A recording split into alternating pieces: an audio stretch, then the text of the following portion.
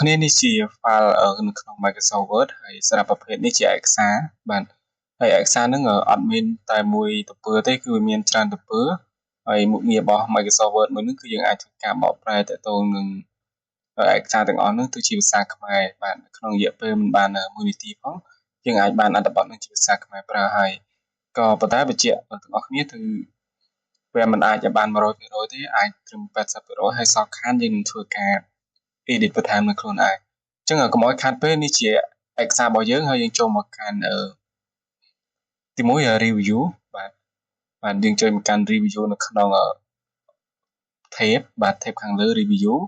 ហើយជាដំបូងអ្នកទាំងអស់គ្នាប្រកាសថាកុំព្យូទ័ររបស់ទាំងអស់គ្នាគឺត្រូវមានអ៊ីនធឺណិតបាទអញ្ចឹងខ្ញុំបើកអ៊ីនធឺណិតបញ្ជាប់អ៊ីនធឺណិតហើយដើម្បីធ្វើការនឹងបានយើងត្រូវចុចមកកាន់ពាក្យថា translate តែបើសិនតែយើងចង់ឲ្យធ្វើពាក្យនឹងត្រឹមត្រូវទាំងអស់យើងមិនចាំបាច់ចុច translate តែម្ដងក៏បានយើងអាចចុច check spelling grammar អានឹងគឺការ check ទៅនឹងពាក្យថាវាខុសឬត្រូវអីយើងអាចចុចមើលទៅតាមនឹង check ពាក្យរបស់យើងណាបាទតែបើយើងមិនចង់ check ទេយើងធ្វើការ translate តែម្ដងក៏យើងអាចធ្វើការ translate បាន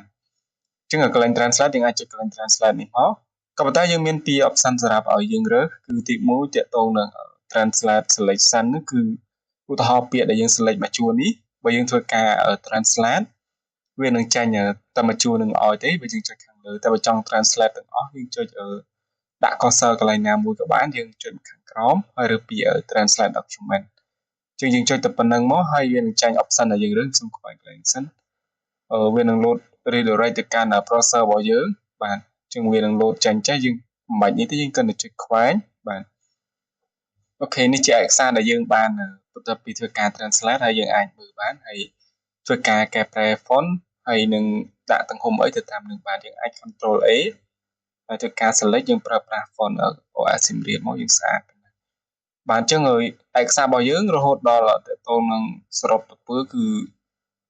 យើង20ទៅពើបាទជាភាសាខ្មែរហ្នឹងគឺយើងបកមិនបានដល់1នាទីទេគឺយើងអាចធ្វើការបកប្រែបាន